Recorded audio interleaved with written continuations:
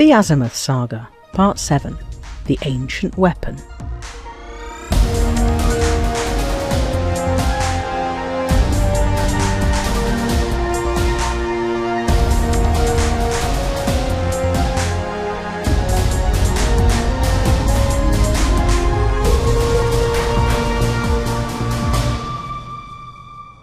In previous episodes, we described the discovery of the two Azimuth megaships, the Adamastor and the Hesperus.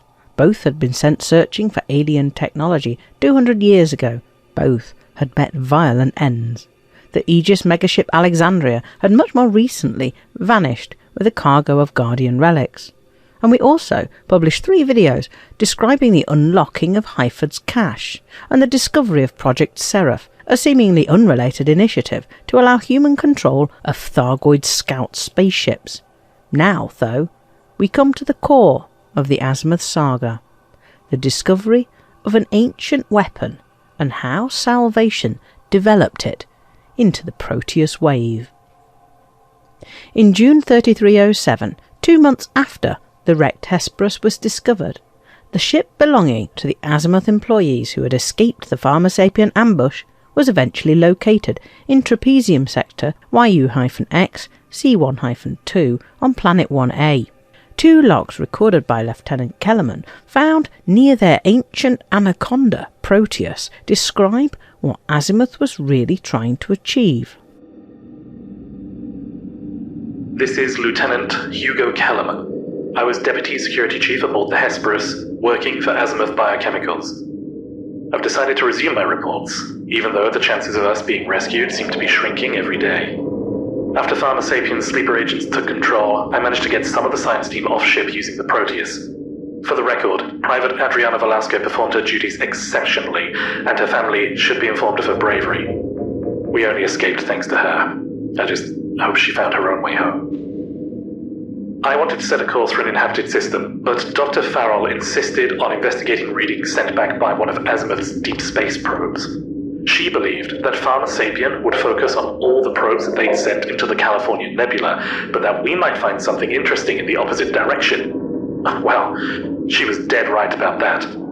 There's no doubt that the structures on this moon weren't built by humans. Those strange arches and monoliths are over 1 million years old according to our molecular scans. Ackerman, the xenoarchaeologist, said it felt like he was walking through the ruined temples of forgotten gods. I just felt like a trespasser. We've also found even stranger things, half buried in the ground as if they had fallen from the sky, but these look more like starfish than starships, the sort of deep-sea creatures that you find on ocean floors. What the hell flew around in those? Farrell thinks that we're looking at an ancient battleground. The structures and starfish things are nothing alike, suggesting 2 totally different species. 2 intelligent races on the same world. Incredible. Both far more technologically advanced than us, but not so advanced that they didn't try to kill each other. This is exactly what Azimuth has been looking for, although I doubt they ever expected a discovery quite like this. Personally, I'm more concerned about surviving long enough to tell them about it. We've been here for 2 months now, living off recycled air, food, and water. The scientists have turned the Proteus into a research facility, and all that I can do is keep out of their way while they analyze their findings and test samples. They've almost forgotten that we barely escaped a mass slaughter. I spend a lot of time monitoring the sensors. If those Pharma-Sapien mercenaries found us, we wouldn't stand a chance. But I can't understand why Azimuth hasn't sent out rescue parties. Unless the sleeper agents sabotaged our beacons before they were dropped. Maybe they pre-programmed them to stop transmitting. I mean, if they did that, then nobody knows we're here. We're alone. Just us and the ghosts of the gods.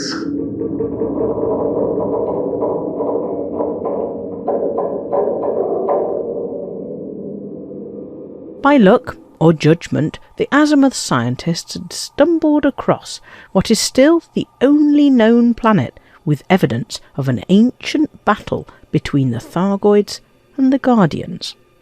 Unlike the Thargoid sensor that destroyed the Adamastor, the Guardian technology the team discovered here had real potential. But it didn't go well.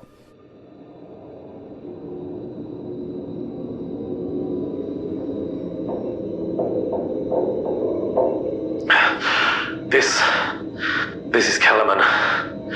I've just given myself the last of the stimulants. That should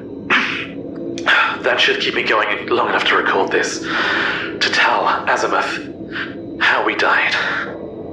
3 days ago, I went with the survey team to the structures.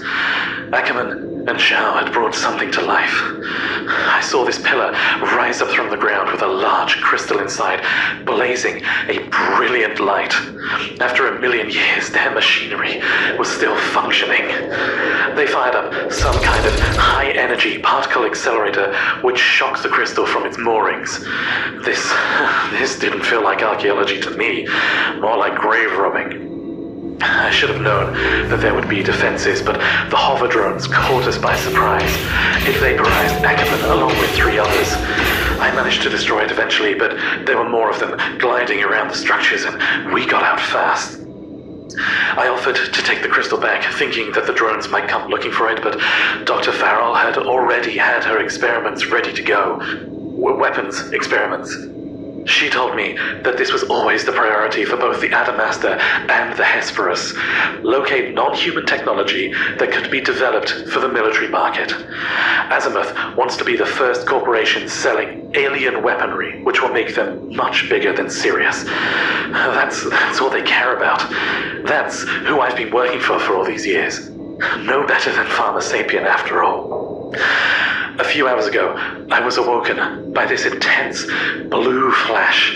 It seemed to come from everywhere. I thought we were under attack. Then Farrell came stumbling out of her lab. Her clothes and body burned, blackened, and dropped dead. The others started collapsing within the hour. I think there was some kind of radiation surge from the crystal that we stole. I tried to get the ship's drive online, but I'm too weak. Can hardly stand now. Pain in every muscle. Vision is blurred. My skin, like everyone else's. God knows what experiments Farrell was running, but now there's gonna be 3. 3 dead races on this moon. We shouldn't be here.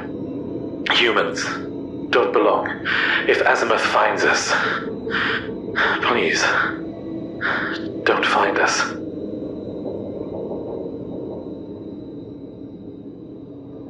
The secret of that terrible weapon lay undiscovered for nearly 200 years, but Salvation, the mysterious scientist who had initiated the search for the Hesperus and then for the Proteus, could see the potential of the technology. He initiated a campaign to gather tens of thousands of the Guardian relics that had powered that ancient prototype and arranged a dramatic demonstration of its power in the Cornsar system. Secretly using Guardian technology to lure Thargoids to the system, Salvation issued a warning to the inhabitants to leave immediately. The warning made no sense, as the system had no history of Thargoid attacks. So the inhabitants stayed put. Hundreds of thousands lost their lives when the Thargoids attacked 2 days later. 6 days after issuing his initial warning of Thargoid attack, Salvation fired his prototype superweapon. It had an instant and dramatic effect, with hundreds of destroyed Thargoid spaceships littering the planets, and the rest driven off. Salvation used the technology again in 3 systems in the Pleiades in December 3307, and again in 3 systems in the bubble, Didio, Novus and Sosong in May 3308. With each demonstration, the Federation, Empire and Alliance became more convinced that Salvation offered the solution to all their problems. The Bauman report condemned Aegis for incompetence after the loss of the Alexandria, and the superpowers finally shut the agency down completely. This was all building up to the announcement in July 3308 that Salvation was preparing an even larger version of his superweapon, which he called the Proteus Wave, and that he planned to deploy in the HIP 22460 system. But while all this was happening, things weren't entirely going Salvation's way. 2 events gave a new insight into who Salvation really was, and about his not entirely blameless past.